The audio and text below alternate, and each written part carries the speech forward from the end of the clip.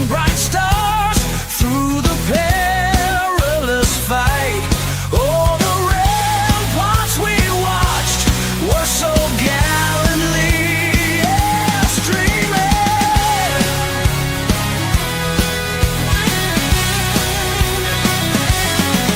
And the rockets' red glare, the bombs bursting in air, gave proof through the night that our flag was still there. Oh, say does that star-spangled banner yet wave?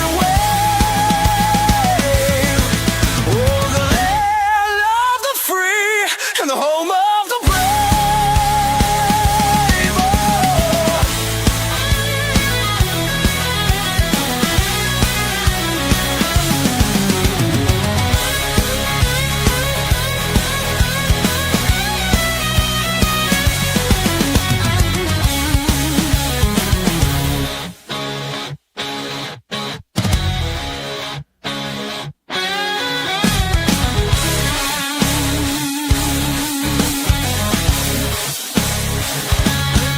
Oh, say does that star-spangled banner yet wave?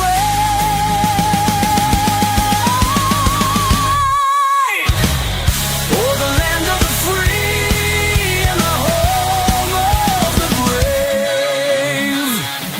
Ow!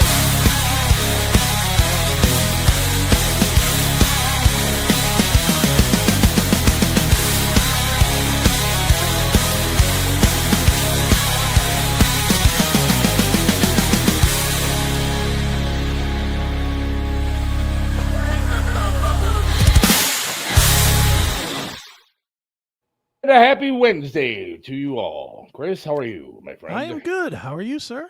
I am fantastic. Yes.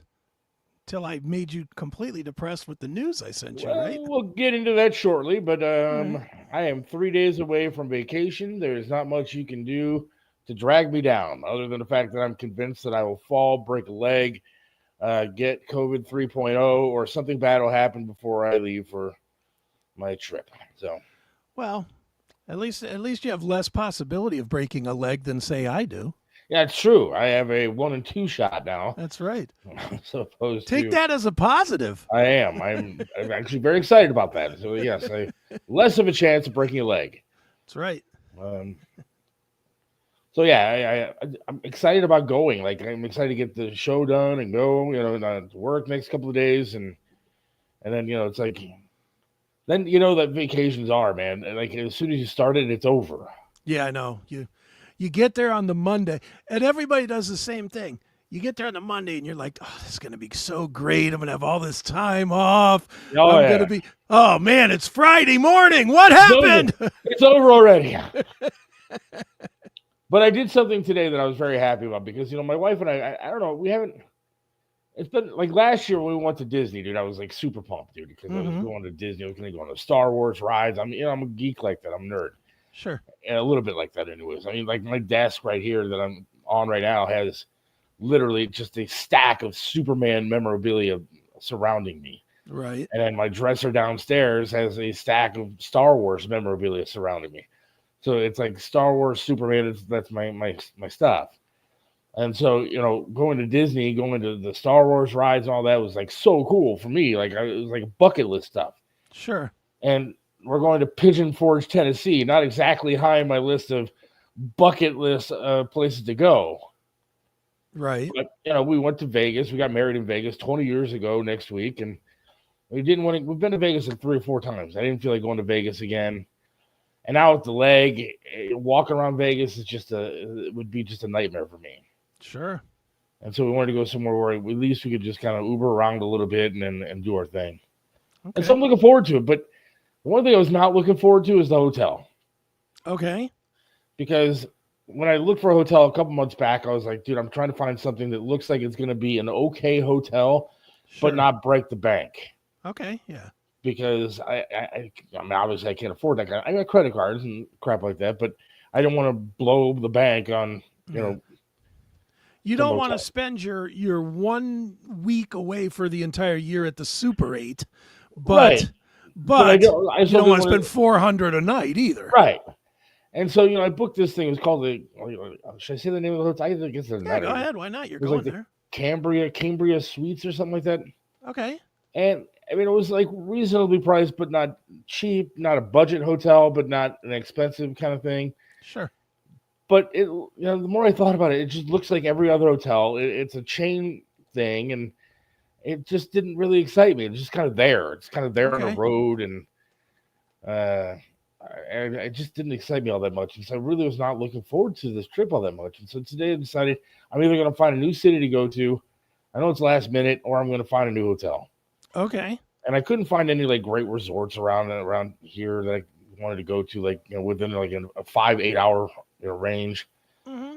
And I didn't want to go to a casino and blow all my money there.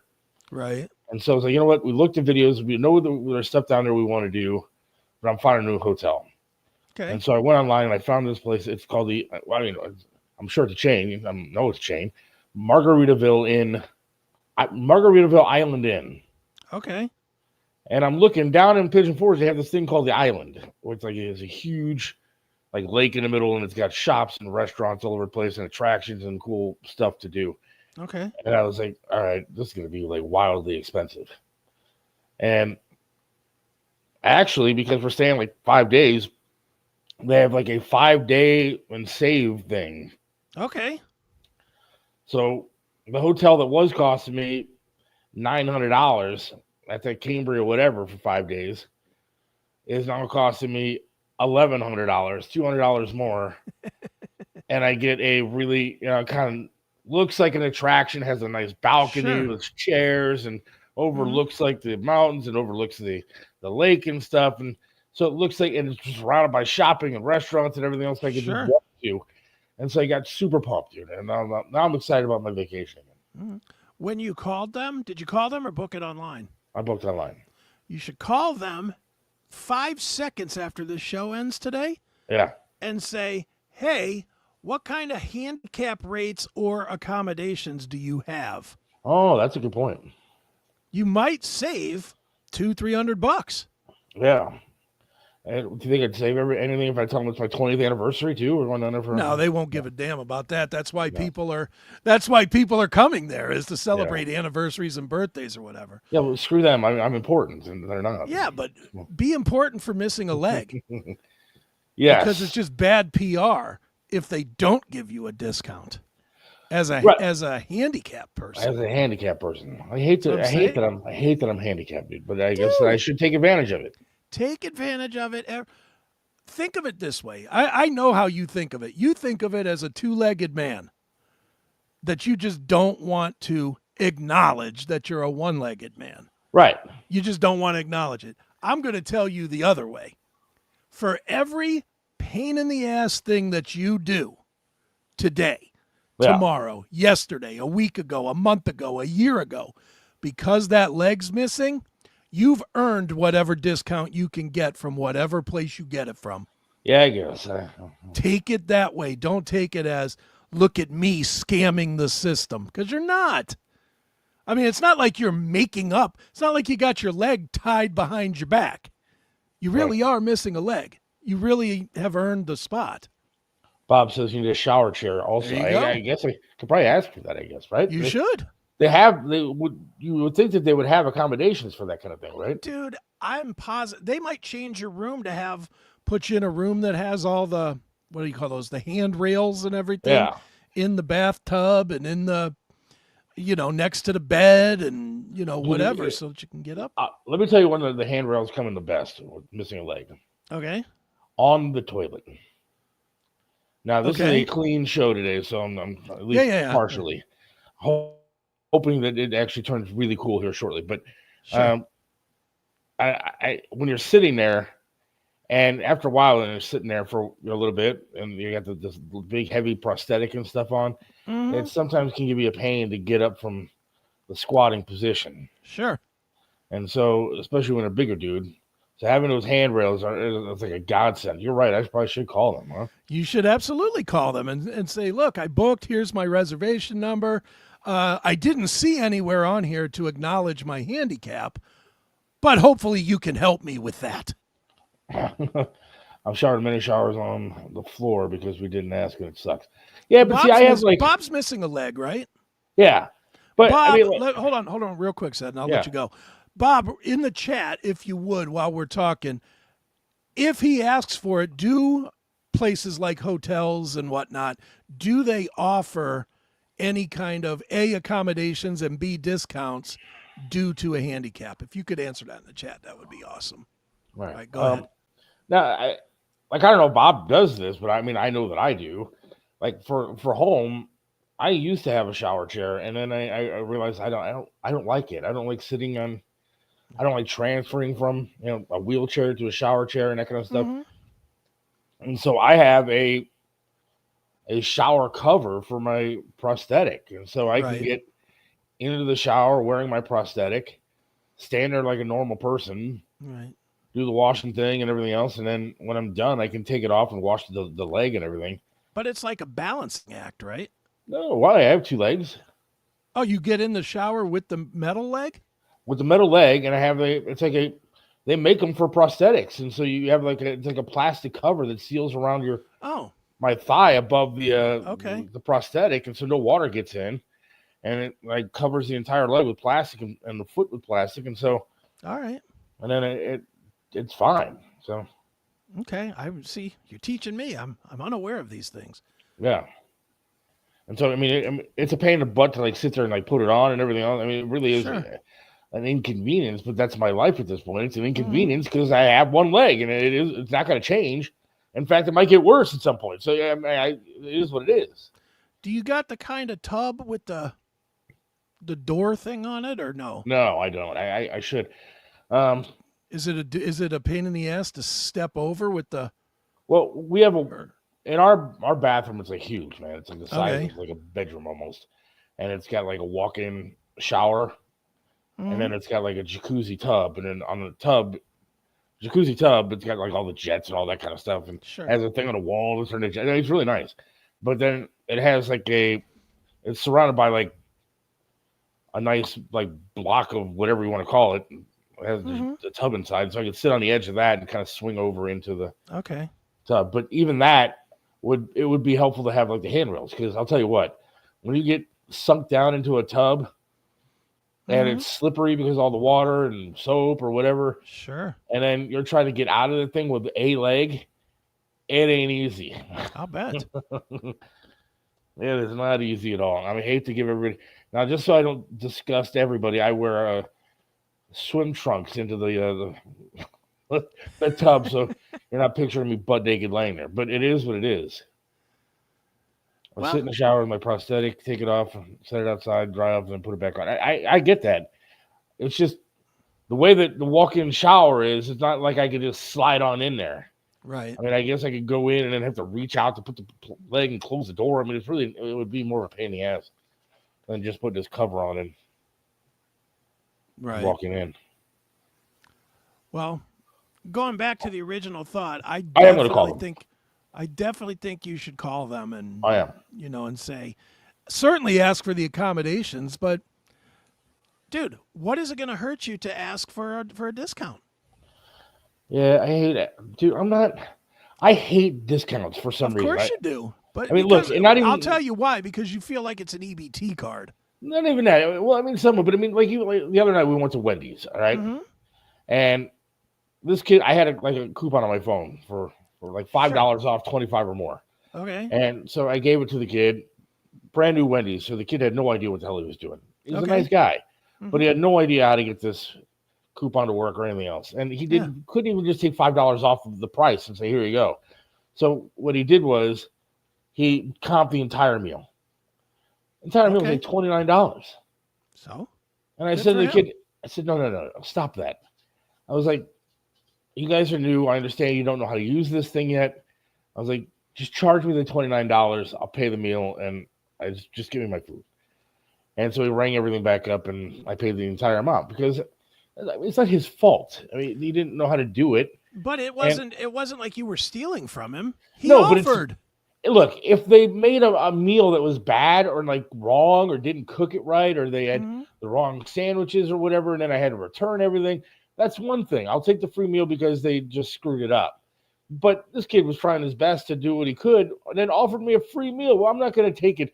I don't want this poor kid on the first week of the job getting in trouble because he gave $30 worth of food away just because he didn't know how to work the coupon machine. I mean, it's not. It's not. I'm not going to cry over. Yeah, but dude, you gotta let people be polite sometimes. It's why people aren't polite, is because everybody doesn't accept it. I'll give you a prime. I would have taken the meal. I would have absolutely taken the meal. And I'll tell you, I did something similar recently. I was over at Sheetz going through the drive-through, and I ordered some lunch. I ordered a turkey wrap and a Coke and a muffin. They have, for anybody that likes blueberry muffins, Sheetz is the number one place on this planet for blueberry muffins. Right. Just so you know. I go, I place my order. The lady goes in, she comes out, she takes my card, she says, "I'll be right back." She comes back to me and she goes, "I hate to do this to you, but can I give you your blueberry muffin frozen? Because all we have is frozen ones. We don't have any. We sold out in the morning." And I was like, yeah, that's fine. No problem, right? Right. So what does she do? She hands me my card back and she says, "Thanks for being polite about it. Your meal is on us. Drive forward." And that was about the same amount of money. I mean, a sandwich is $10 and Pepsi's $4 and a muffin's probably $4. That's like 18. And she just comped me. Now, could she probably have gotten in trouble for that? Yes. But she was being polite, so I took that as polite. I get it. And my daughter actually yelled at me on her way out to the restaurant. She gave you a free meal, Dad. I was like, yeah, but I don't want the kid to get in trouble. Right. I was like, next time if they screw up the meal or something like that, then I'll take advantage of it. But sure. I'm not going to screw the poor kid. But that's fine, whatever.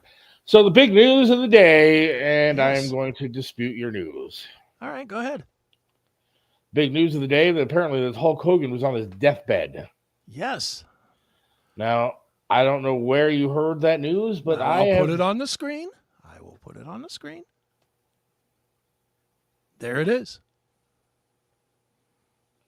Just so that we're clear that I didn't make it up. Yes. There it is. Now, I am going to throw out to you that the greatest news organization on the planet has now refuted that story. Okay. And Mark is correct. So he's not on his deathbed. Confirms Hulkster still alive, just has back and neck pains, and is not on the deathbed. Rumors are untrue, according to TMZ. Okay. Now, I'll tell you this. Go ahead. Back in the day when I was doing news and stuff with Triv, I didn't give a crap what our news director at the time, which I'm having issues with now on Facebook, but I don't care what that dumb news director said. If TMZ said it, it was accurate. Right. TMZ is usually pretty good. They may be full of a bunch of garbage, entertainment nonsense, whatever news you want to call it, but they're generally accurate with their reporting. Mm-hmm. Well, they have the spies everywhere to know. Yes. They definitely. Have you ever run into a TMZ guy? I have. No. Actually. I actually ran into a TMZ guy about 2 years ago, I guess it was. I was picking my mom up from the airport, and standing right outside the airport was a reporter guy and a guy with a camera and had the big TMZ, sticker on the camera. Wow. They were here. They were trying to catch Stipe after a fight. Apparently they knew he was flying in from Vegas or something, and they were right outside at Hopkins trying to get an interview with Stipe. They are good. I will say that. They are good, and they're everywhere. It would make some sense if they were only in Los Angeles, because that's where they're based and that's where Hollywood is and all that. That would make sense. The fact that here in stupid Cleveland, Ohio, you got a camera guy and a reporter looking to catch 10 seconds with Stipe going, "It was a tough fight, but I'm glad I did it." it's pretty shocking that they have that kind of reach. TMZ disputes this near-death rumor about the Hulkster started by Bubba the Love Idiot. Now, I will say this. Wasn't it the sex video of Hulk and with Bubba's wife? With Heather Clem. Now, look, she was incredibly good-looking. Very hot. And so I cannot blame the guy, even though he was a childhood hero, and I really liked this whole American Eat Your Vitamins thing and that kind of. I had more respect for him after that video because it was incredible to watch. She was giving him, or he was giving her some vitamin D. Yes, and that's the most we'll say about that. Yes. Hey, I'm walking the line. And, again, he's. I know you don't like him, but he's a hero of mine, man. I don't like him as a wrestler. I don't have any real problem with him. I just think that he was a bad wrestler. But I think the same of almost every one of the biggest names of all time. I hate Hogan. I can't stand Cena as wrestlers. Yeah. Hate Cena. Hated Hogan. Hate Flair. Didn't like Ultimate Warrior much. Macho Man? I liked Mach. But Macho was athletic. Macho did some athletic. Hulk Hogan never did an athletic thing in the ring in his life. No, but he was the ultimate entertainer. I mean, when he came out to that music. Like a clown. Okay, not a clown.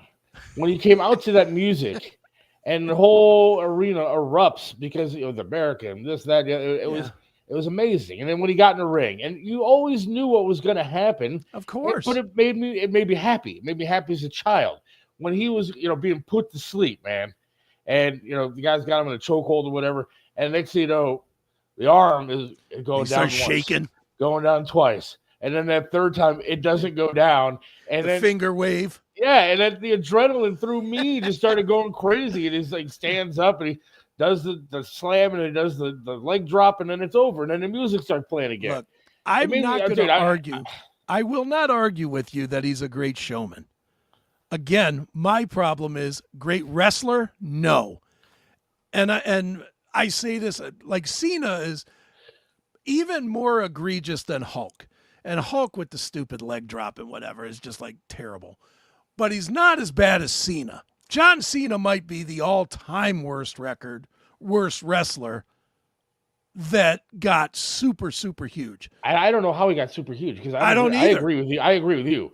Oh, whatever this thing was, and yeah, you can't see me, and I used to call his move, and it drove all my wrestling friends crazy because he had like three moves: the STF, the you can't see me, and what I always called the lazy shoulder. And it used to drive my wrestling friends crazy because I'd be like, okay, here comes Cena with the lazy shoulder. And that the lazy shoulder is when he runs and he bounces off the rope and then he kind of throws his shoulder and knocks the guy down. And then he runs the other way and bounces off that side and does the lazy shoulder again. It is the worst move of all time. Look, and Cena gets credit for it. But see, and we got to take a quick break here. But the other guy that I think gets a lot of credit, and I think was more showman than wrestler, was The Rock, dude. The people's elbows. He wasn't good. The people's elbows junk, dude. I mean, he wasn't a great wrestler, but he was a showman like you can't believe. The people's elbow was nothing but an elbow drop. That's it. It was jump over a guy and then drop an elbow. But he stood there for a second and made you think about it, which made it impressive, I guess. I guess, whatever. All right, let's take a quick break. What do you say? Okay. We got to do that for time purposes, and then we'll be right back here on the Seth Williams Show. Hang on. When disaster strikes, we come together. Here at Mario's Barbershop, we've turned our passion into purpose. As Hands to America, a 501c3 nonprofit, we're on the ground helping those hit by hurricanes, floods, fires, and tornadoes, right here in northeastern Ohio and nationwide. But we can't do it alone. We need your help to keep this vital work going. Your donations, whether it's cash or vehicles, can bring hope to those who've lost so much. Join us in making a real impact. Every donation fuels relief efforts and helps rebuild lives. Call us at 844-864-2637 or locally at 216-520-1977, or visit us at handstoamerica.org to see how you can help. Right back here on Seth Williams Show with Chris Akin. I certainly did not have any intention of talking wrestling today, but I do, I am a fan. I honestly, since the last pay-per-view, though, I haven't really paid attention much. Yeah. Somebody said Mick Foley. Mick Foley, I've met Mick Foley. Mm-hmm. And I thought he's a super nice guy off the air, Sure. like out of the ring and everything else. And, Mm-hmm. and actually he was kind of fun to talk to. He had like a children's Christmas book or something out years ago. Mm-hmm. And so, he had him actually, he couldn't make it in the studio in the morning. And so he actually came and met me. Okay. And the other guy was doing mornings with him for like a taping, right. like later in the day, just us sitting in the studio and we were recording stuff. And he was like super cool. It was a great interview and a lot of fun. I mean, I really wish that my career started when social media was around. Right. Because now there's like no evidence of that. It might be on a might be on a cassette tape of mine somewhere in like a garage somewhere. Sure. But otherwise, there's no proof that it actually happened. But it was really cool, and he was a nice guy. But I don't know, he had so many characters that he was a character guy. But let's be honest, the man knew how to wrestle. Like he knew. See, I would take Mick Foley every day of the week over Hulk Hogan as far as watching him in the ring. Well, he was intense and did a lot of crazy stuff. Yeah, the craziness. Dude, when you think about it, every single huge icon wrestler is a bad wrestler. I'm not saying it because that makes them terrible. I mean, that obviously seems to be the trick. Undertaker, as great as that entrance is, the Undertaker's a bad wrestler. He had a lot of good gimmicks. Good wrestler. He He had good gimmicks. But the walk in, the hat, the coat, the walking on the rope little thing, but as a wrestler, I mean, if you watch him and then you watch, I don't know, let me pick somebody that's real average, Dolph Ziggler. Yeah. Dolph Ziggler, who never made it out of the mid-card, is a great wrestler. As far as in-ring, great wrestler. But he never made it out of the mid-card. Why? Because he didn't have a gimmick. His gimmick of shaking his butt when he walked in wasn't enough. That was, so it didn't work.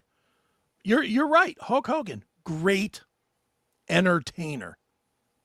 Horrendous wrestler. And that's what always drove me crazy with him, was that you would get 60 minutes of Hulk at WrestleMania 1, 2, and 3. And it was just laboring. It was like, another one, probably the worst wrestler that they always made out to be this awesome guy, Andre the Giant. I agree. Andre was terrible. He was so bad that he was frustrating to watch. He was just frustrating to watch in the ring. The cool stuff about some of the guys like Andre and Hulk and stuff like that is hearing the stories about what they were like behind the scenes. Sure. I mean, when they were talking about Andre, and Andre could drink like a freaking fish and would get hammered, and like the guys wouldn't even know that he was hammered because he would just down bottles of wine all over the place, and it wouldn't even affect the guy. But like if he didn't like you and you were in a ring with him, he would hurt you like for real, like really actually hurt you.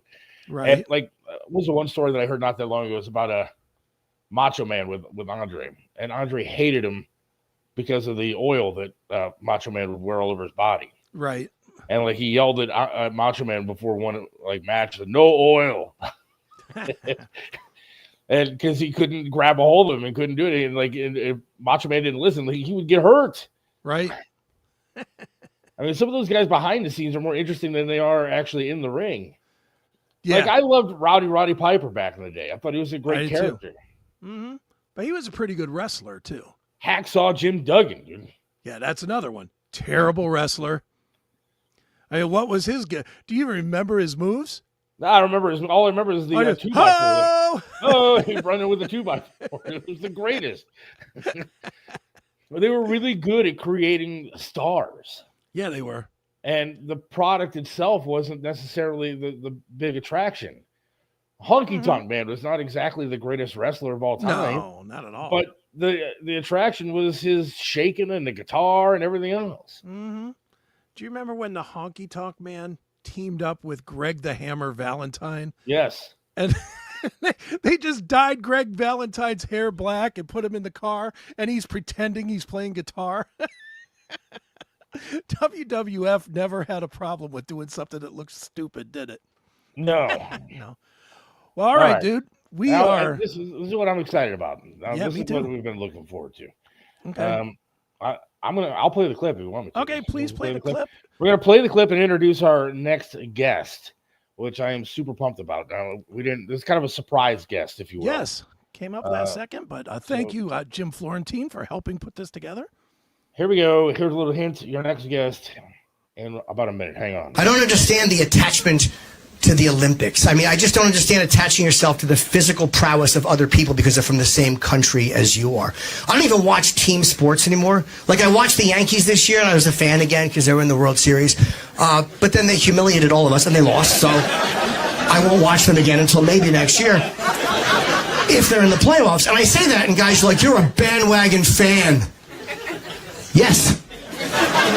Shouldn't you be a bandwagon fan? How has professional sports convinced people that you are somehow a deeper and more meaningful person if you tolerate a bad product? Like, if you went to the same restaurant every Sunday and got food poisoning, and someone's like, you want to go somewhere else? You wouldn't go, I gotta be loyal. I watch them when they win, and you tell guys that, and they're like, yeah, I was watching the Yankees when they were in last place. All right, well, you're a fucking idiot. What do you want me to tell you? You're a stupid asshole. And you're one of the reasons they were in last place, dummy. Because if no one showed up, they would have gotten better. But people like you would sit there like an idiot, and they're like, we don't have to fucking do anything. They're still coming. I did something. I helped the team. I took my baseball dollars, and I gave it to escorts. That's what I did. All right, Chris, bring him on, man. All right.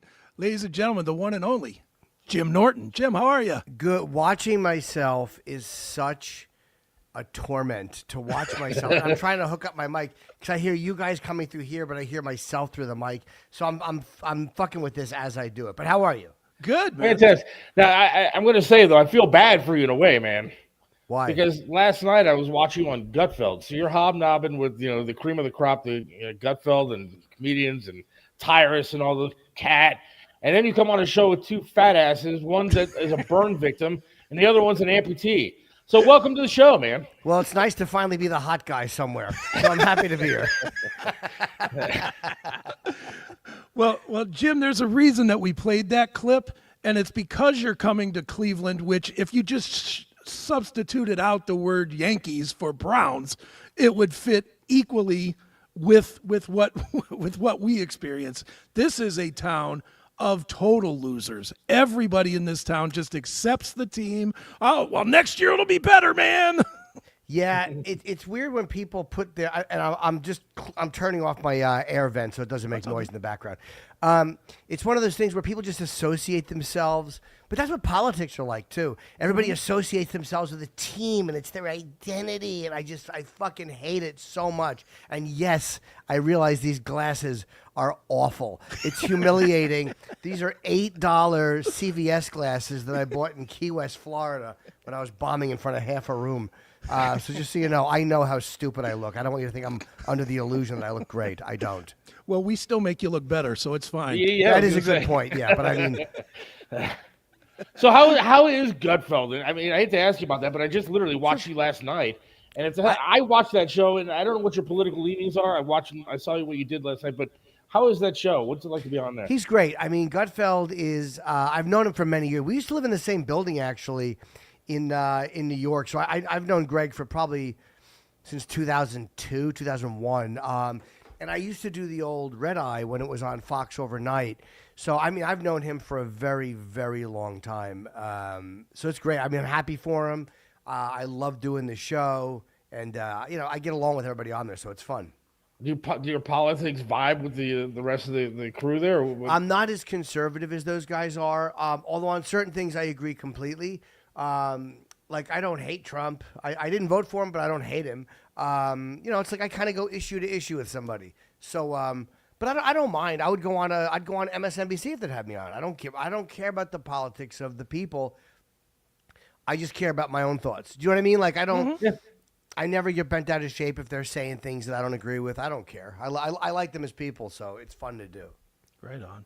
Well, Jim, obviously there's many things for you to talk about and promote here. We'll start with the reason you're here, which is you will be here on Friday and Saturday at Hilarities over there on East 4th. Talk a little bit about coming back to Cleveland and, you know, where you're at in your career now with obviously moving out of the radio realm and into the podcasting realm. Does it make it harder to travel or any difference or what? Well, you could never say, tell us about your career and coming back to Cleveland in the same sentence because it's kind of there. You've answered your own question. I get it. No, it's funny, man. I did radio for 20 years, and I like what I'm doing now a lot more. You know, it's just anything gets to be old after a while. And the podcast does okay. It's new. It's, you know, today episode 24 went up, so it's not like it's been around for a while. I think it'll keep growing, but I like what I'm doing. I like the guys I have on, and I like my schedule. But it's weird. It's like you miss not knowing that the money's there. Like whenever you have a steady gig, you know that money is there. And even though I haven't noticed a difference in my life, I still have that thing where I know it's not there. So I have to go on the road more, which is okay. I kind of like being on the road, and it's nice to not have to get up as early. That sucked for 20 years. Sure. Now, I've been doing radio for 25 years in Cleveland, and you know, I vouch for how tough it is. But the radio business has changed so much; it's just not the same as it used to be. So yeah, the podcast thing seems to be the wave of the future. But didn't you love radio at some point? I mean, radio was really a good time. I loved it, man. I even liked it at the end. I didn't think it sucked. I was just, you know, the Opie and Anthony show. Like, nothing I ever do will be funnier than that. Like, it was a decade of just the most vile, aggressive humor. So anything else will kind of be, hey, this is fun, but that was that. You know, it's like if you're in The Godfather, your next movies are not going to be quite as exciting. That's how I feel with the Opie and Anthony show. But, you know, I never stopped liking it, but I stopped feeling enthused about it. Like, you know what I mean? Like, my podcast I'm really excited about doing. You know how it is, man.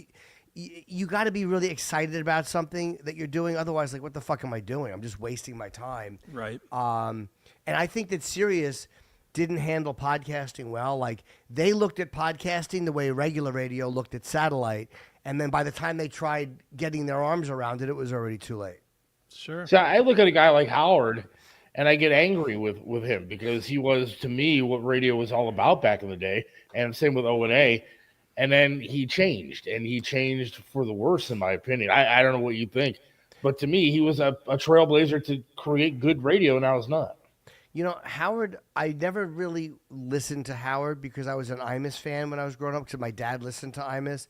And then there was a contentious relationship between Opie and Anthony and him. I never felt that, though, because I mean, I've met Howard a couple of times, and he was always very pleasant when I met him, and his wife has been very nice to me. So I never had any negative vibes towards him.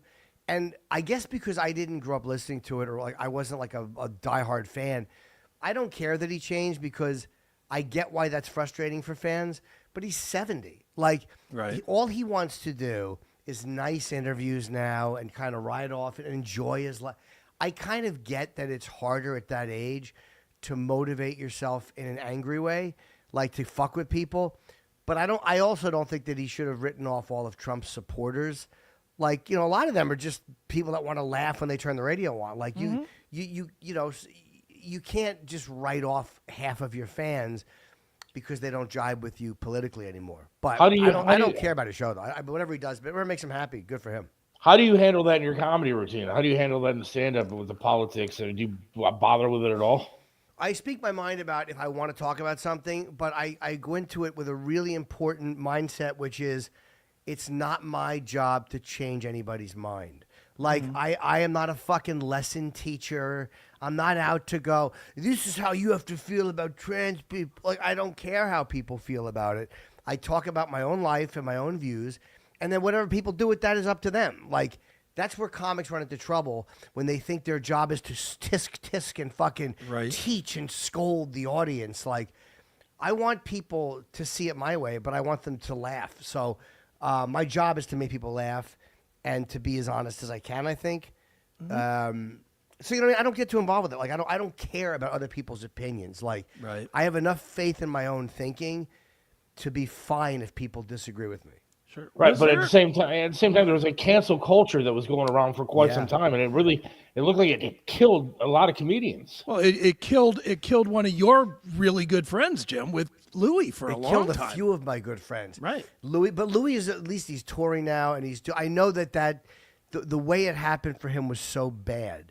But the whole cancel culture was based in a lie anyway. The whole thing was just based in aggression and punishment masked as virtuous behavior.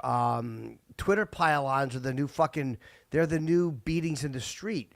Like, you can't beat the shit out of a guy in the street, but if you can pile on somebody who has committed a sin, I mean, we really are an asshole country. It's the scarlet letter. That's all it really is. We think we're these fucking advanced, bright people, but we're the same as they were during the Inquisition. We just don't torture people anymore, but we kill you passive-aggressively and socially.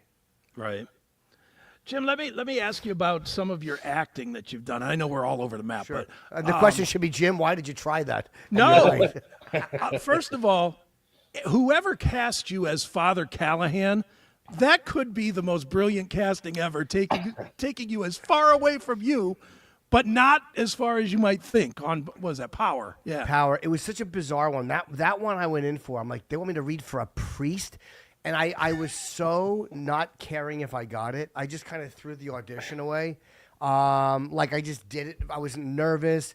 The guy had me sit down, and we did it again. And we tried a couple things, and I was so comfortable because I didn't care if I got it, because I didn't think it was in the realm of possibility that I would get it. It's like when you ask out a 10 and you never think she's going to say yes, you're almost relaxed because you're like, this fucking bitch is going to go out with me.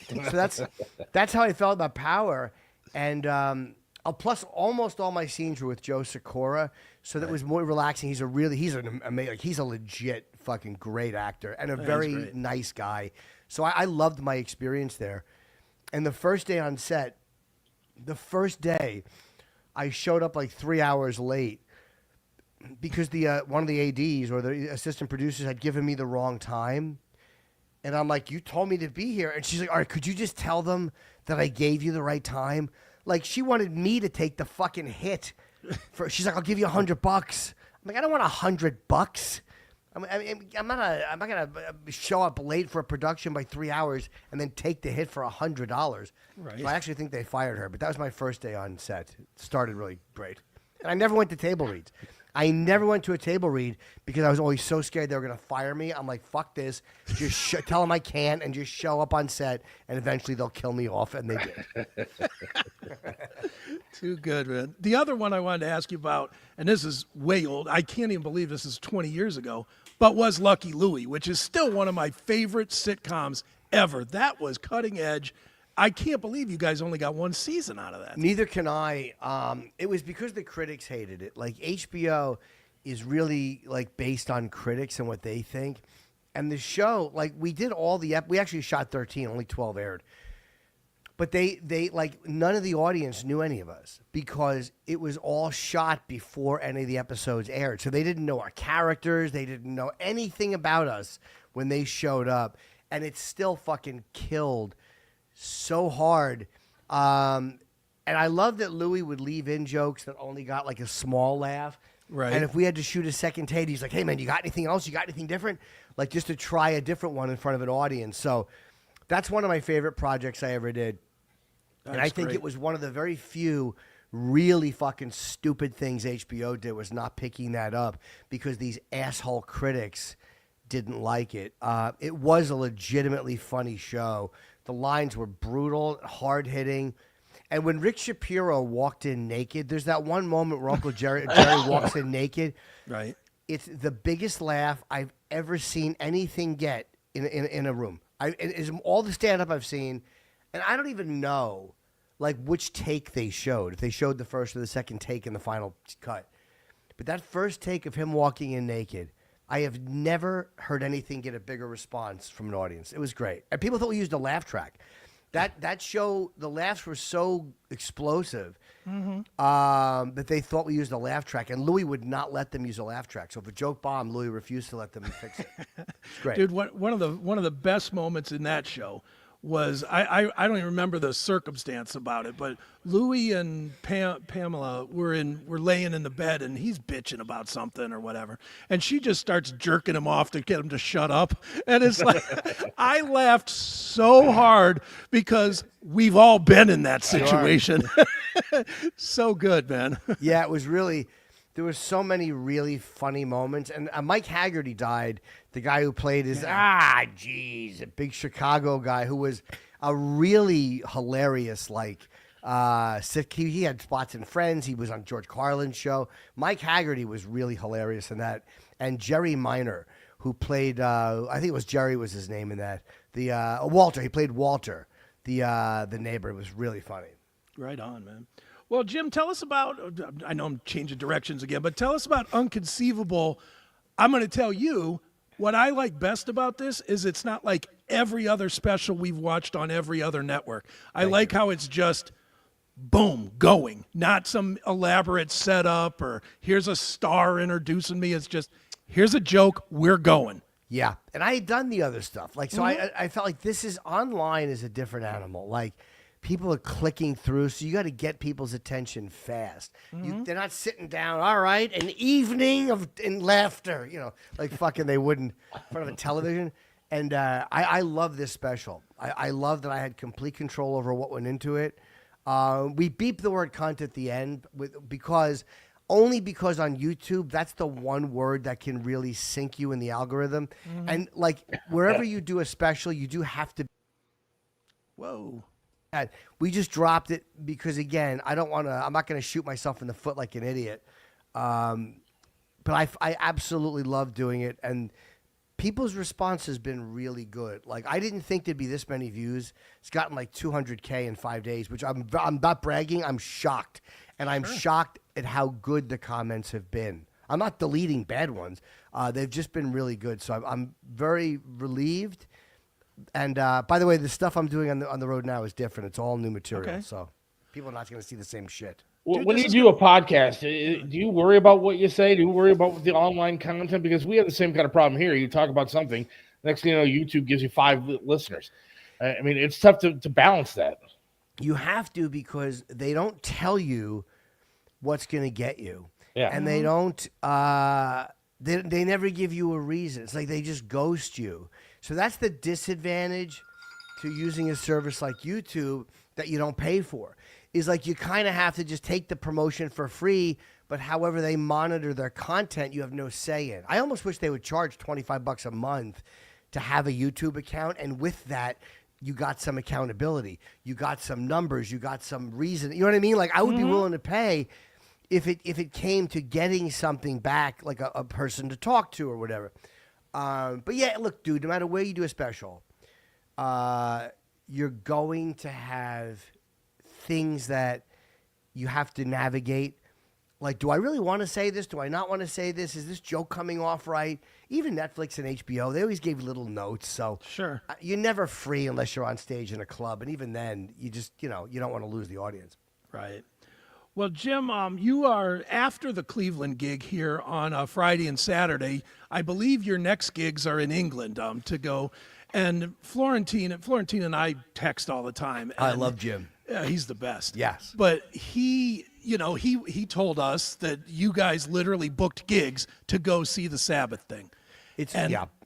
I'm going to tell you, I have been busting his balls for 2 solid months that Ozzy is not going to perform. I don't believe he's going to perform. I don't even believe he's going to be there. I believe you're going to get a screen. What do you think? And are you going to be thoroughly disappointed if that is what you get? I know he's your friend. Here's why I don't think they would do that, because they'd be afraid of creating a riot or something like that.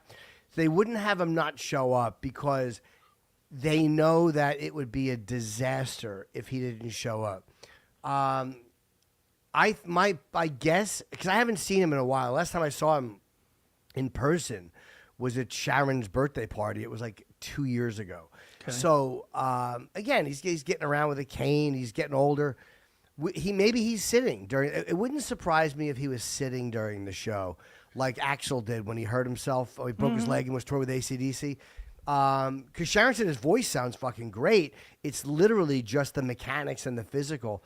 So I do think he'll show up. I don't know if he'll be able to do a full set. He might just do 5 Ozzy songs, 5 Sabbath songs, surrounded by all these great bands.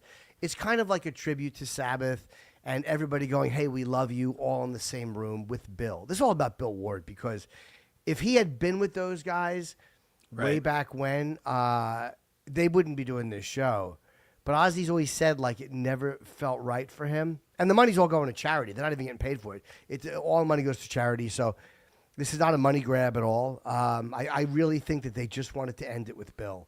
And they felt bad about not ending it with Bill Ward. Are you going to be personally, I mean, I know you know Ozzy, and I know you've seen him 100 times. Are you going to be personally disappointed, though, to watch him? Like, I'll just tell you, as a fan, I was very disappointed when I watched the Hall of Fame thing, where he was struggling to speak and shaky a little bit. I actually did not see that. Was that his solo induction? His solo induction, I didn't know it was happening until after, and I read something about Jack Black's induction. I never watched it. It's a tough watch. He's definitely shaky. He gave about a 3-minute speech and even said, I don't want to give a big speech, which the reason he didn't want to is because he didn't want the camera on him for that long. That was 2 years ago, I believe. Are you going to be disappointed seeing your friend in a very frail state? I look at Ozzy's life, right? Mm-hmm. All the shit he's pulled and the near-death experiences and the amount of cocaine and fucking meth. Like, the fact that he is still alive and still with the option, I'll feel bad if it doesn't go for him how he wants it to. But as a fan, I don't care. Like, his voice is better now than it was in the early 80s. I would say his voice would crack like fucking crazy, because I think he was way more fucked up back then. Right. I'm happy that they're doing it, and it's almost like, look, the dude's in fucking 75. He's done enough to kill 40 people. So the fact that now he's frail and human, and you know what?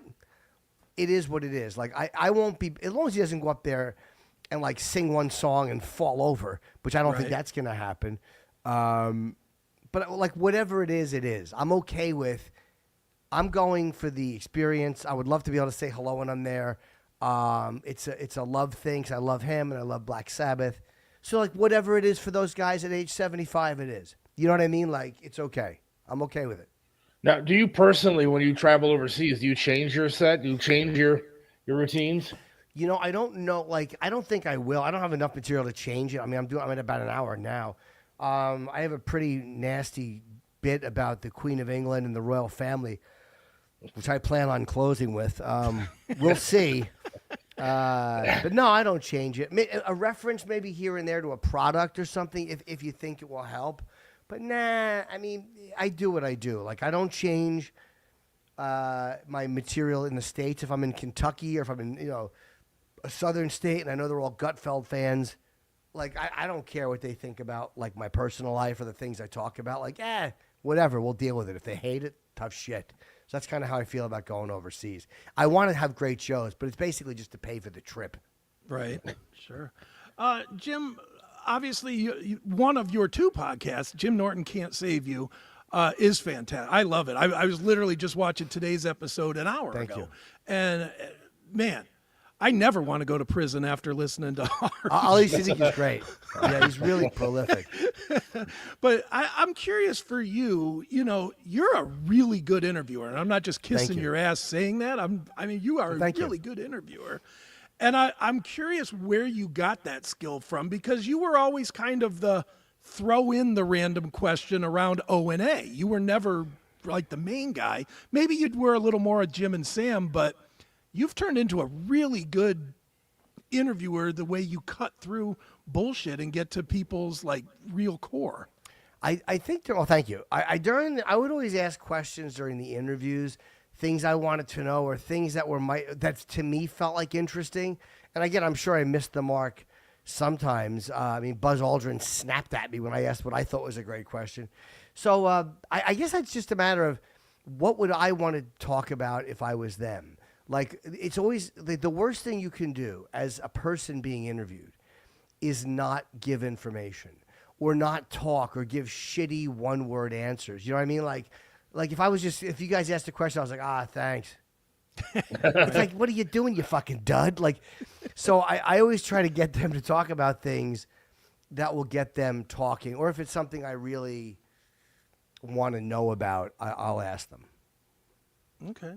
And then your other podcast, obviously, Sword Fight with your wife. Obviously, that shakes a lot of people just because Sure. she's transgender, and you don't shy from it. You never did, no. But you putting it out there. And this is where, look, I've written some books where I've put my life out there, and believe me, I hate sometimes when somebody's like, "Oh yeah, sure, that happened," or "That didn't happen," or for you. How do you draw that line between being honest and not giving a shit what your audience thinks of what you say?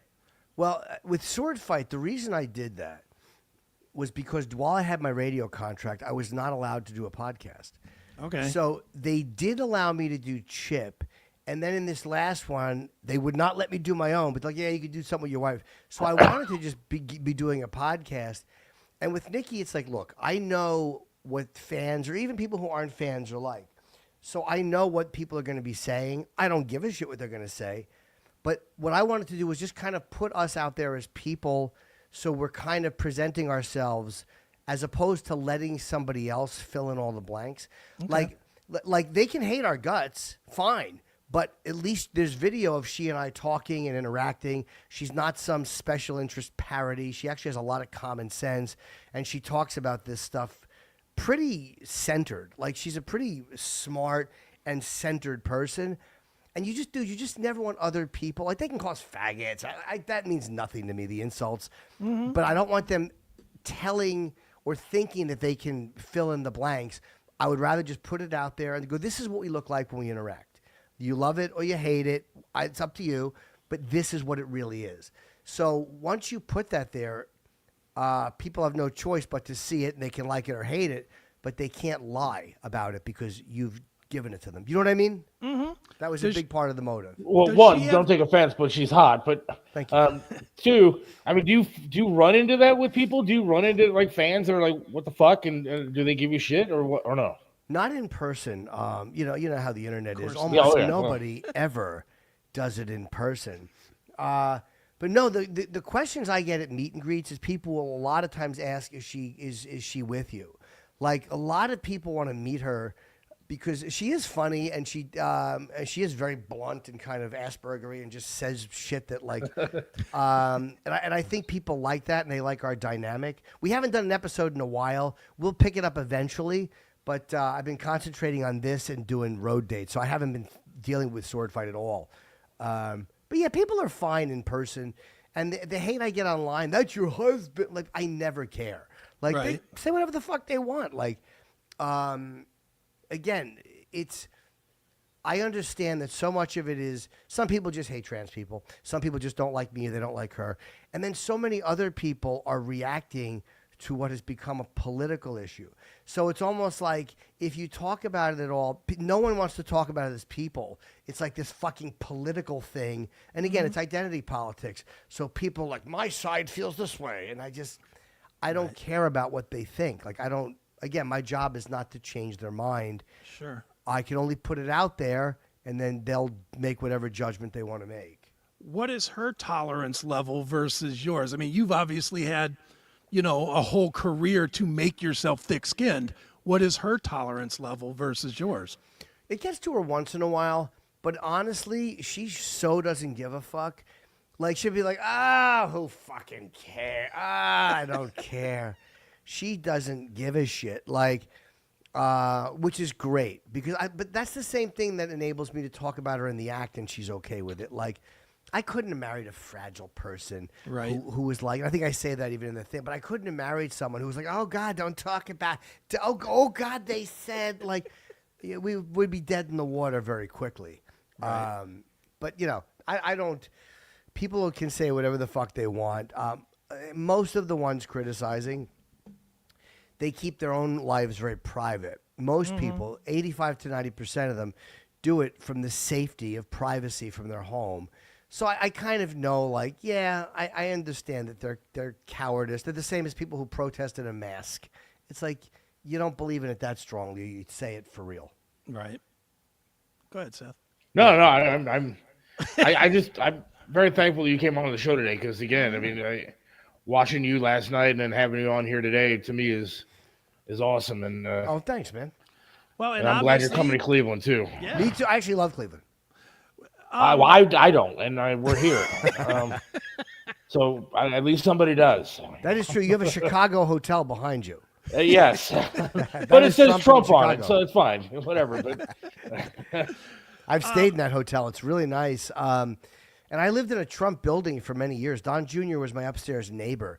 So I got to know him over the years. And I like him a lot. He's a really nice dude. Sure. And, you know, I'd met President Trump a few times before. We did the Tonight Show together and here and there. But it's funny. I remember one Christmas party in Trump Place in at Riverside Boulevard. The big Christmas party was in the lobby, and I was walking through, and Trump was there and Don Jr. And I think I just waved to Don, but I was on my way to the cellar, and I had no idea. Like, I was just kind of walking by the future president of the United States. Like, I didn't even stop and say, hey, how are you? Like, I had no idea, right? No one knew. what fucking kills me, I've stayed in the Trump Vegas hotel a few times, and I love it out there. It's great. I love the hotel, and it doesn't have a casino in it. I still love the hotel. It's nice. But what kills me about Trump is that all these fuckers, they loved him 10 years ago, 12 years ago. They would suck his dick all day long for a donation or money or to have a good time or have a party. And now he becomes president, and then they all hate him and want him dead. And you know, it shows to me what Hollywood and a lot of those politicians are really about. It's one of those things, I think, where once because people knew he donated to both sides. Like he that's another thing that was attractive. People knew, like, this guy fucking, he knows the system because he's worked it from both ends, and he admitted it. Like, hey, you're the one who made the laws for the taxes that I fucking took tax breaks on. Right. You made them up because your donors all take them. So he had these really great answers, but once you align with a party, you've automatically lost half the country anyway. And people are just angrier now than they ever were before. Like, every year we get angrier. I hate when people blame him. It's not his fault. We fucking hated each other when Biden was there. We hated each other before Trump. A lot of people hated Obama. So he's not making us a shitty country. We've gotten very shitty on our own. We're shitty on social media. We're shitty with differing opinions. We're shitty about everything. We're shitty when we protest. So people blame Trump for that, and it's not his fault. But I don't understand why they hate him so much. It's like, you could disagree with the guy, but you know, I don't hate him. I just, certain things I don't agree with, but there's other things I like that he does a lot. Look, I didn't agree with a lot of that Biden did, but you get somebody like Robert De Niro up there, who I always respected as an actor, and he says "fuck Trump," and then makes me want to hate him. I mean, they've created a scene, especially I think in Hollywood, that has become a nightmare to watch anymore. Well, they're also, Hollywood, they're all performative. I mean, that's what they do. Mm-hmm. And I find that, like, I try not to get mad at people's politics, but I also try not to like somebody just because they agree. Right. Like, that's the trap we fall into, is we always like people who agree with us. But, like, when people will come up and go, oh, they'll ask questions online, so what do you think about Israel, or whatever the issue is. They're asking, and they're not asking because they give a fuck about what you think or what I think. It's almost a parasitic question, because whatever your answer is feeds one of two things for them. Either if you agree with them, they're like, fuck yeah, see, another. And if you don't agree with them, it lets them to get into some rage porn. It lets them get a little bit angry. But either way, they're getting a little dopamine spike out of agreeing with you or getting angry at you. But it's all about them. So, you know what I mean? That's why I don't get involved with it, because I don't even respect their motive for caring. Right. Well, since we're talking about people that you don't like or you hate, allegedly, talk a little bit about Anthony Cumia coming back to radio and you being kind of a once-a-month host. You know, I'm so happy for Ant that he has that gig. I He comes on my show. I come on his. I wish he didn't live in North Carolina, because we would be interacting so much more now, especially that I don't have radio. They stopped me from going on his show at one point. Sure. So now I'm totally free, and he's totally free, but he's got that radio gig. So I'm very happy for him. It's what he wants to be doing. I don't think they want me on more than once a month. They don't want an Ant and Jimmy show. They want Ant some more political vibe, and which is fine. I don't want to do a political show. But you know what I mean? People are like, why aren't you guys working together? It's because they want Ant's political take more than anything. But I still will go on whenever he asks me. I mean, I really love doing it. And sure. I love interacting with him. It's the most fun I have. Did you ever consider, and this I guess would have been during Jim and Sam era for you, but you know this, the online, everybody was clamoring. The minute Ant was fired, it was, let's get Ant and Jim together. Let's do that show. You know, the Nopi shows are renownedly famous because they're fun.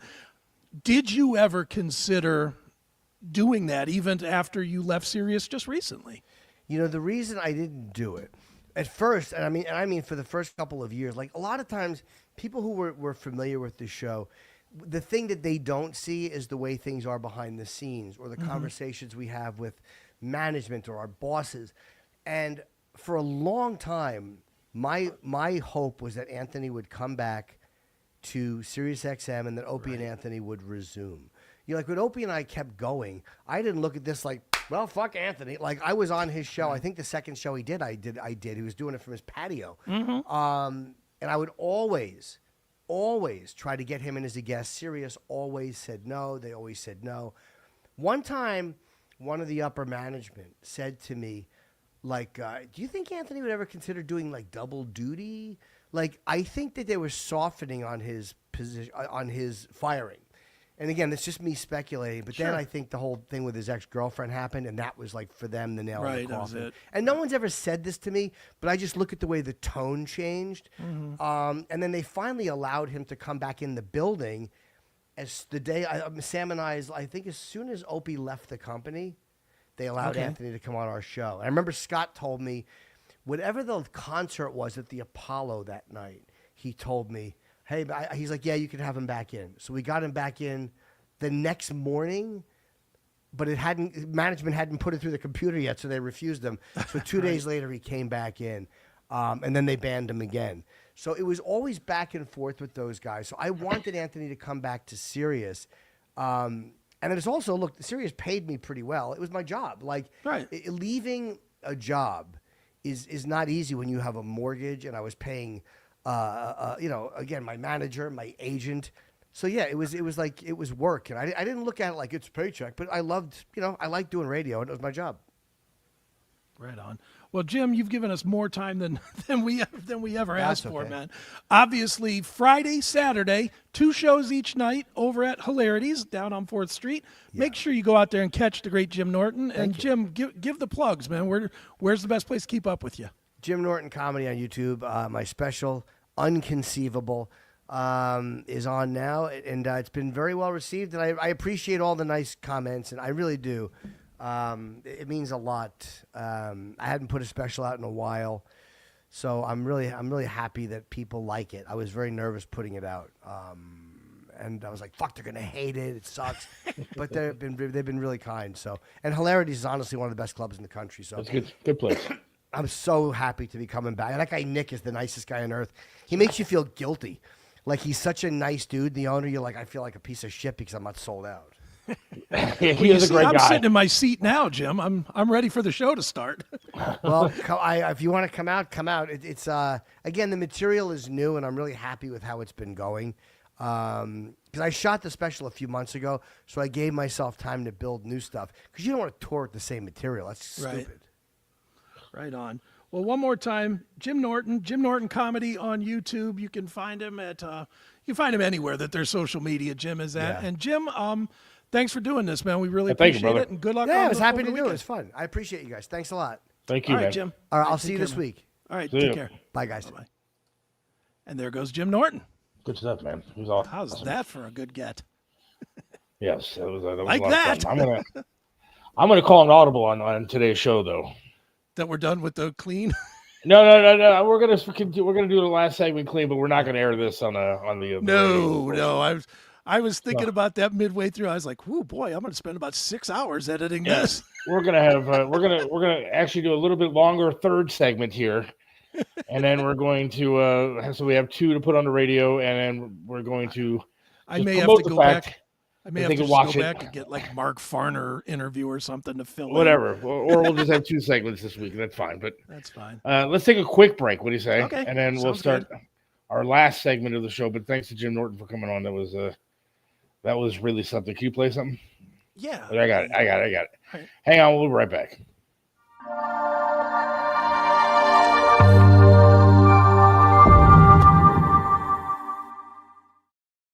Hey everybody, it's Don Dockin. When I'm feeling nostalgic, I always go to Pinball PA. You gotta go check it out. It's a lot of fun.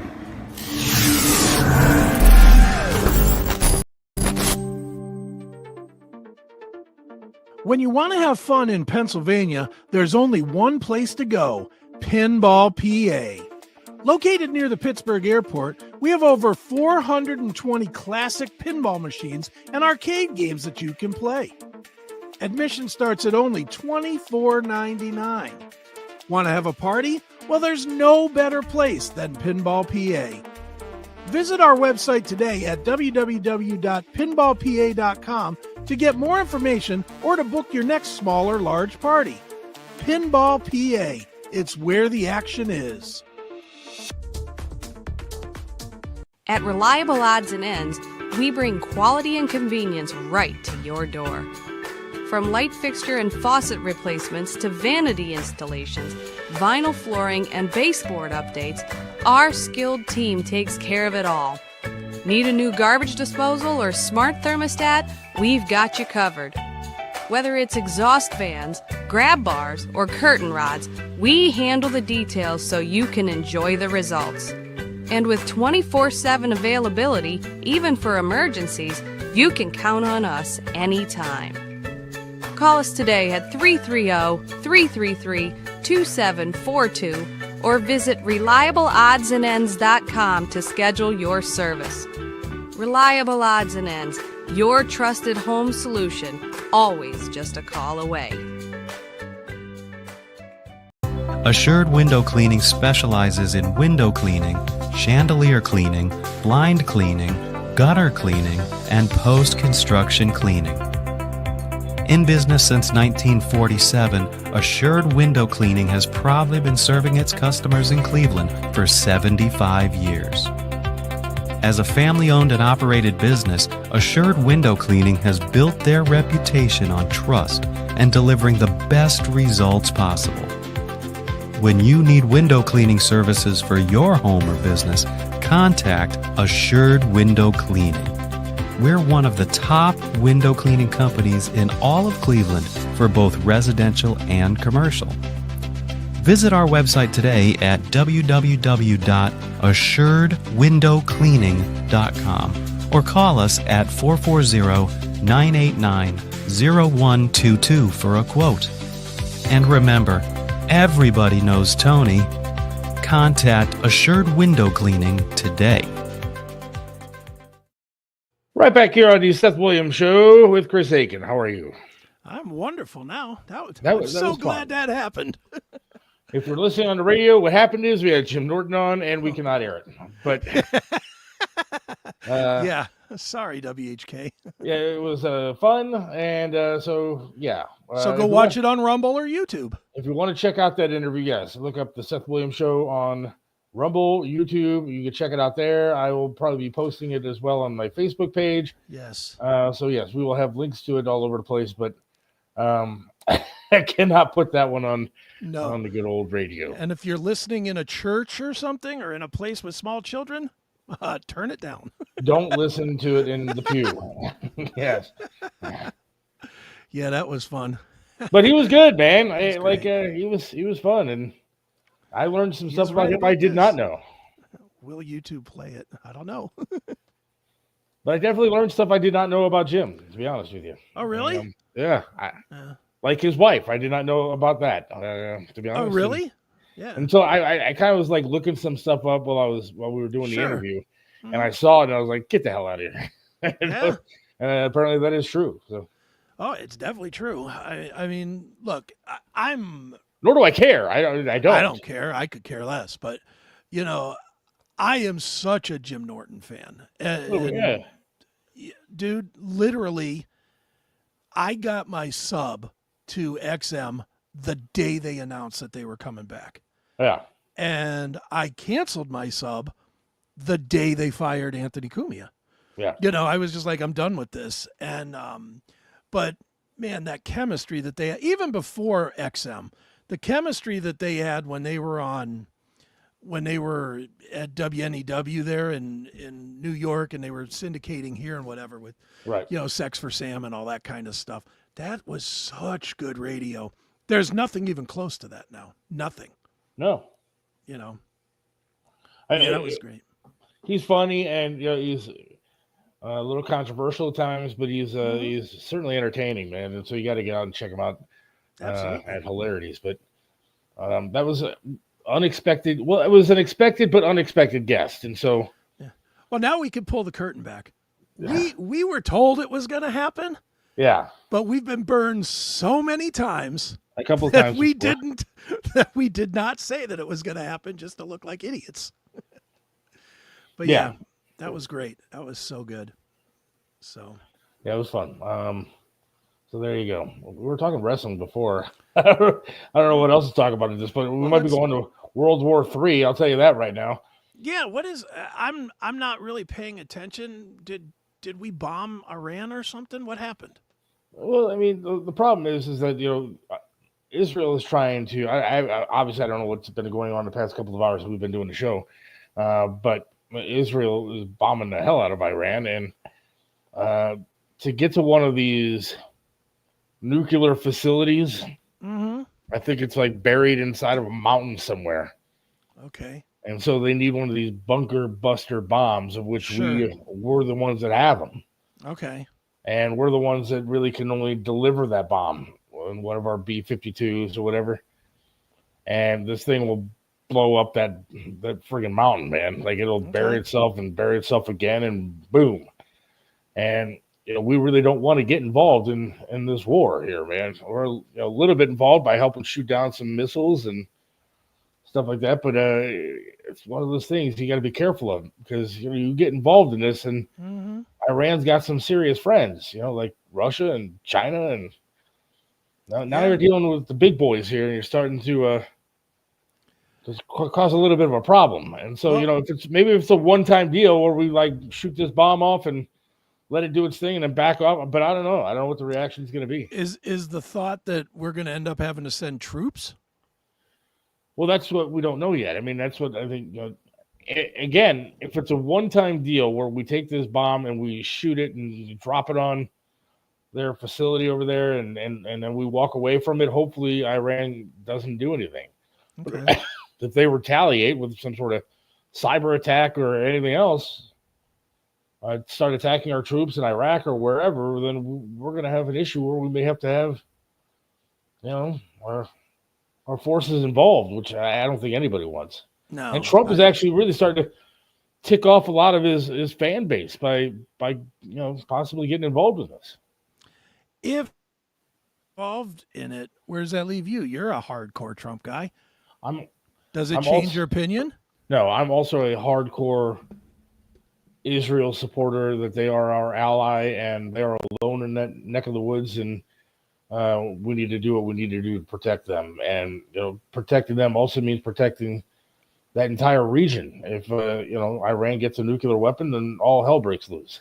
I mean, they will literally try to wipe Israel off the map. And I'm not for that. Do you believe they don't have one? I don't believe it. If they have one, they would have used it already. I mean, from what I've heard, there's like billboards over there that are counting down the days to the end of Israel. I mean, they're really trying to get this stuff done. I don't think that they have one currently. If they had one, they would have used it. Yeah. And but if they get one, there's some serious stuff that would happen. I just find it hard to believe. I mean, when was 9/11 is what, 25 years ago? Yeah. And we kind of, whether we found it or not, there was the thought that they had those mobile nuclear trucks. Remember that? Weapons of mass destruction. Yeah, but you remember specifically the mobile trucks Yeah. where they said they were I don't know what you do it. They were brewing it or whatever they do with uranium. They were treating it or whatever to make it nuclear weapon capable. Yeah. Well, that was 25 years ago. I have a hard time believing that, like, if we had that here in Ohio, that 25 years would pass and they wouldn't have it in Pennsylvania. You see what I'm saying? Yeah, I understand what you're saying. And that's I think, and again, I don't know, I'm nobody, but I really truly believe that there is a sensibility amongst these lunatic leadership people in the Middle East that they know if they ever pull that card that they will be done, that like their civilization ends. But what's done? I mean, what do we do? If Iran gets a nuclear weapon and they threaten Israel with it, what are we going to do? Drop one on Iran? You know how many innocent people are in Iran? The Iranian people don't really want this regime that's there. True. I mean, I'm not in charge, obviously, but if I was Trump or if I start taking out this regime as quickly as humanly possible, but again, look, I struggle sometimes because we're Americans. Right. And I don't want anybody telling us how to run our country. I don't want some foreign country saying, look, I don't like the way you live. You guys can't do that anymore.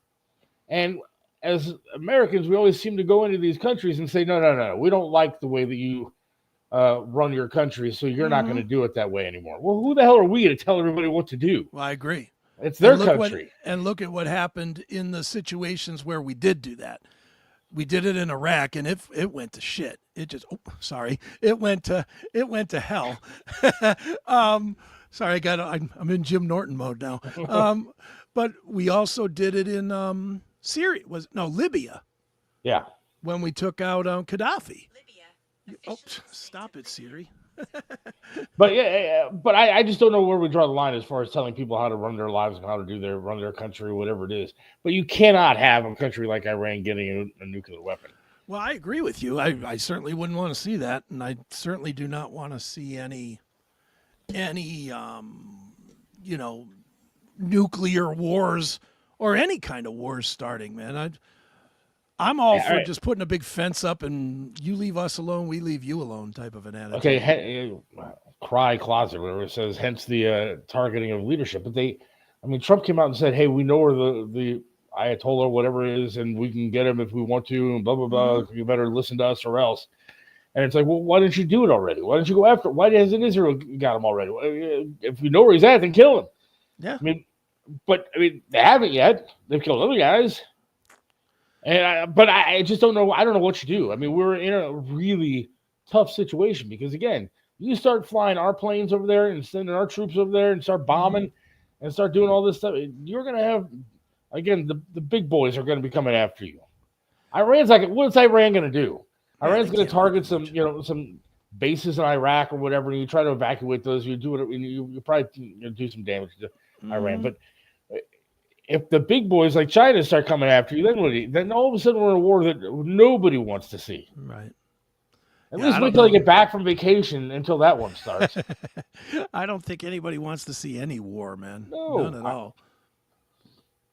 Yeah, the Scud missiles. Stop it. Stop with that nonsense. I saw that stuff in action firsthand. The Scuds and the Patriots and all that nonsense. Yeah. I ain't gonna lie to you. That sucked. Just you'd hear like I was over there and like every 15 seconds it seemed like the alarm would go off. And when the alarm went off, we had to put on what's called mop gear, which is the nuclear, you've seen it, the green suit, the mask, the whole thing, right? So you had to put that stuff on every time the alarm would go off. And man, I cannot even begin to explain to you how hot it is in Qatar. I can imagine. It is so hot.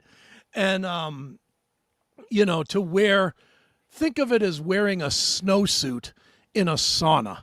Yeah. That's what it felt like. And then they would get mad at us. Like for me, I would just go to sleep in it, which you're just not supposed to do because I guess it renders the mask or the filter ineffective if you fall asleep for 6 or 7 hours breathing through it. Yeah.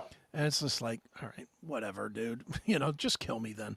There was many times when I was over there where I just thought, just kill me then because it's too hot. I've been listening sometimes I feel guilty that, we live the way that we live. I'm sitting here earlier in the show complaining about Wendy's and, my coupon. And then I'm listening to, I was on a Zoom call. I think I told you the other day, I was on a Zoom call when all this bombing started. Yeah. And it was with a rabbi who lives in California, but there were rabbis and people throughout the world that were on the Zoom call. But I was invited to be part of it because I've known this guy for a while, and we talked on occasion. He's a great guy. He got into a fight with Candace Owens, which was weird. But, he's a well-known rabbi.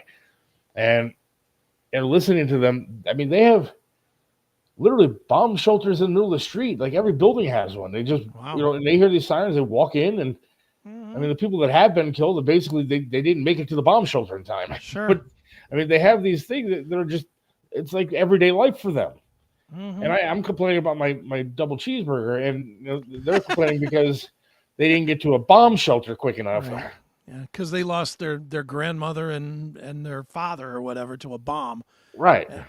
And you're bitching because they won't give you a 10-cent reduction because you don't want onions on your burger. Right. And I didn't get mayo with my sandwich. And I feel so silly. And as Americans, we should feel silly when we complain about stuff like that. Right. There's real world problems out there that we don't have to deal with. Mm-hmm. But I think that if we get involved in something like this, then we're going to have some real world problems here. Sure.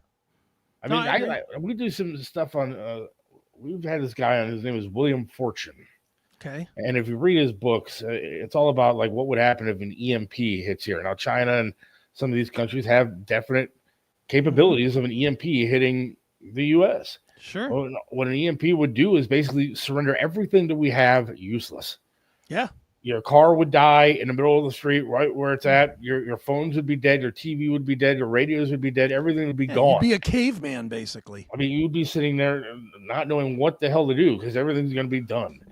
Everything that runs is going to be not running anymore. Your fridge, all this. And can you imagine the chaos in the streets? Forget about a day of people not being able to go get their stuff at TJ Maxx or McDonald's. Think about if all of a sudden it's a month. Yeah. And we're going to be living like The Walking Dead.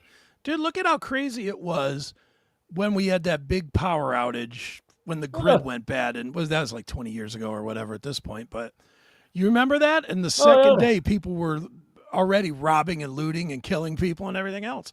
And that was with a day. We couldn't last a day without electricity in Northeast Ohio. You could drive an hour south and have electricity, yet forget about it.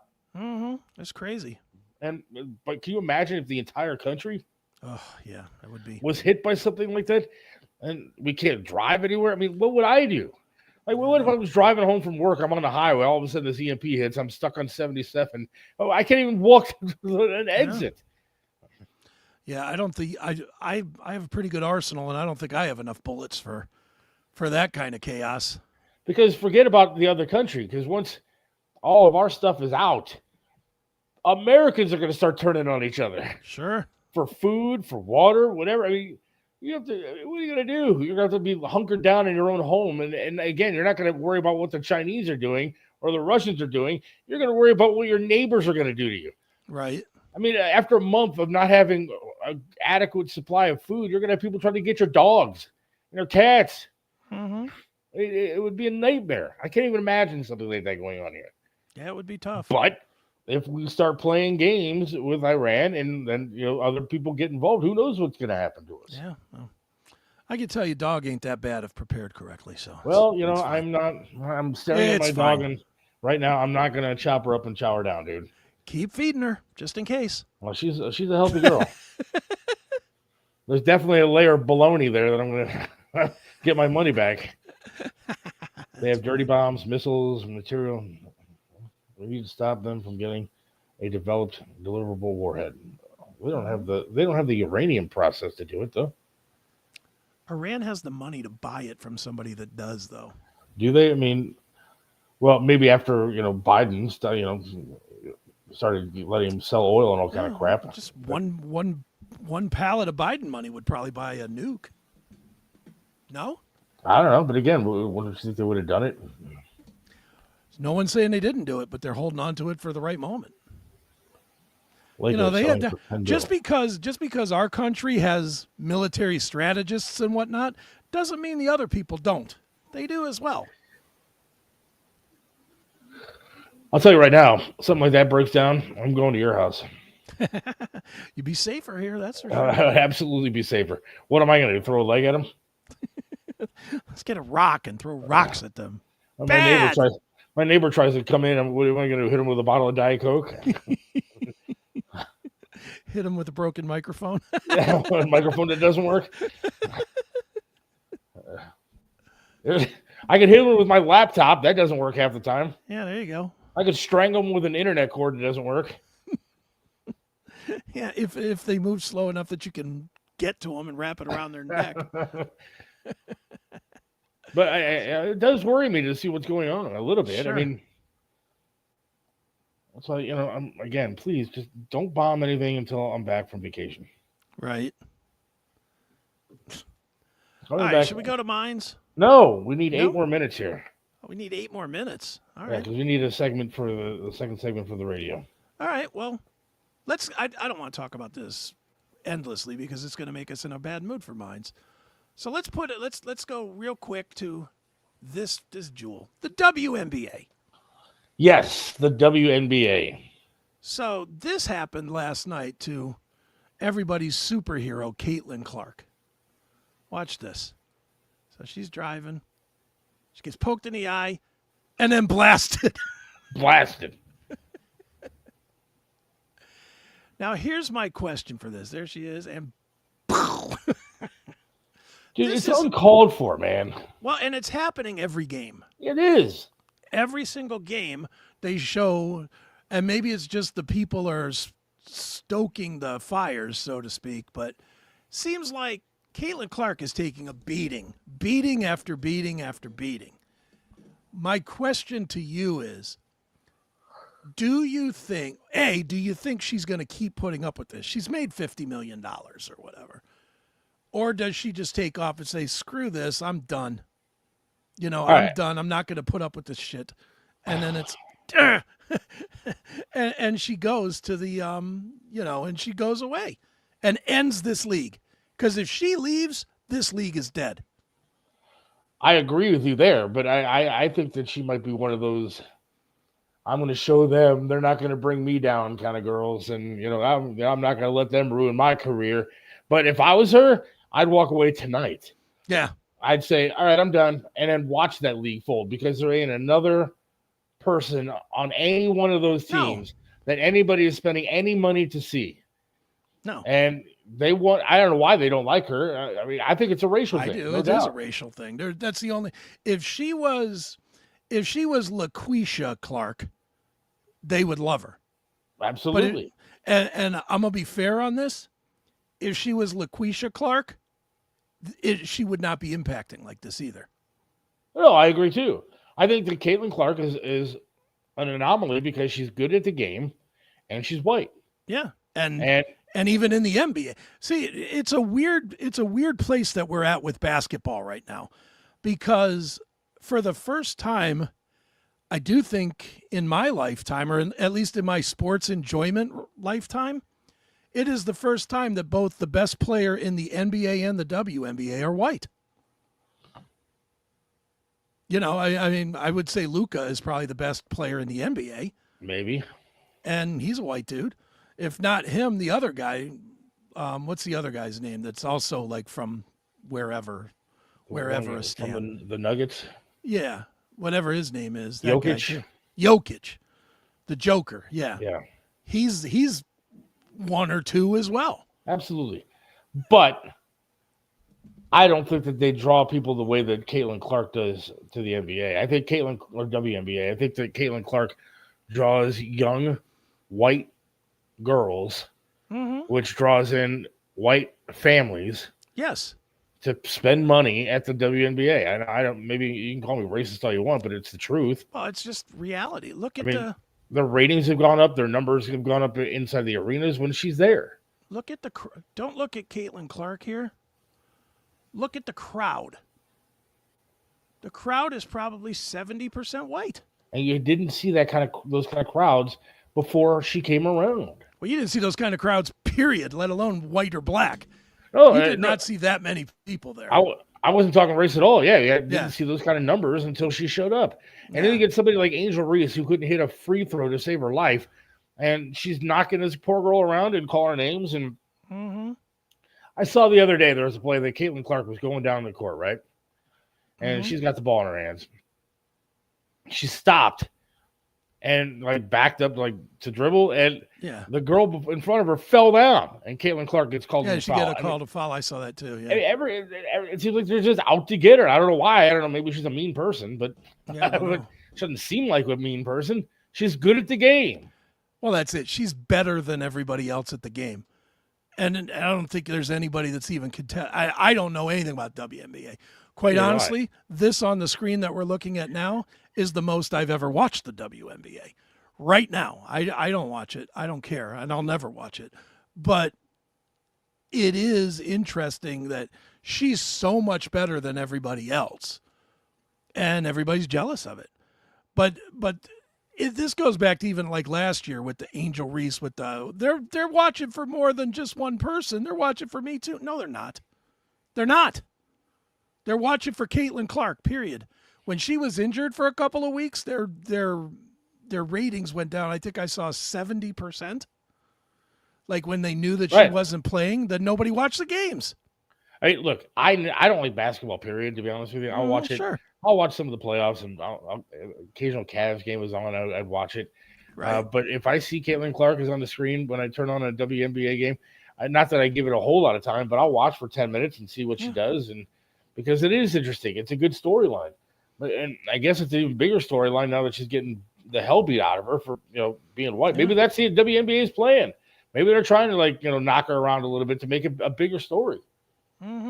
But whatever. All right, let's wrap it up. Let's play the music and get the hell out of here. All right.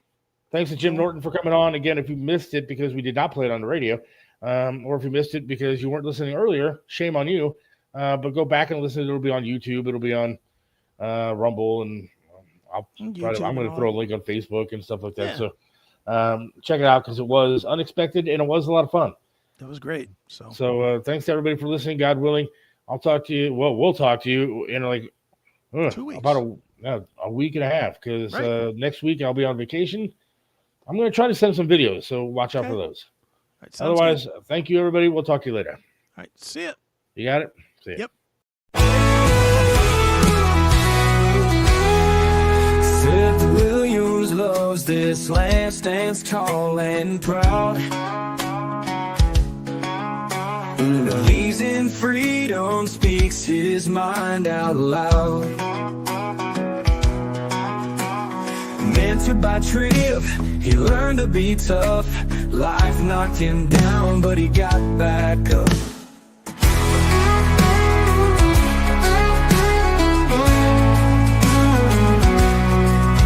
Lost a leg, but he's still strong and true. Chasing dreams under skies of red, white, and blue. Voting for Trump, he shouts it clear. WTAM tried to bring him down, but he's still here. In the heart of America, Seth takes a stand.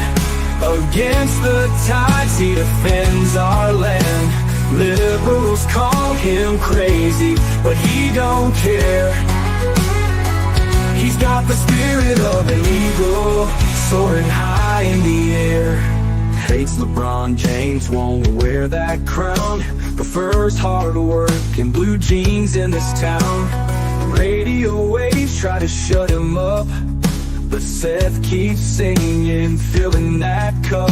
From the small town streets to the mountain high, Seth sees the flag waving, reaching for the sky. He keeps on fighting with a rebel yell. For every fallen fallen soldier and the stories they tell. In the heart of America, Seth takes a stand. Against the tides, he defends our land. Liberals call him crazy, but he don't care. He's got the spirit of an eagle, soaring high in the air.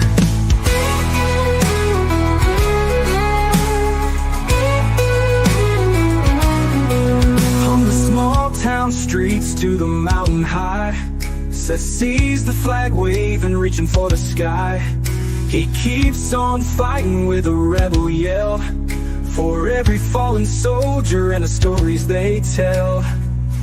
In the heart of America, Seth takes a stand.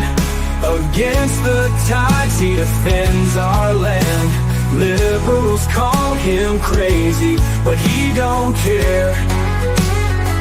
He's got the spirit of an eagle, soaring high in the air.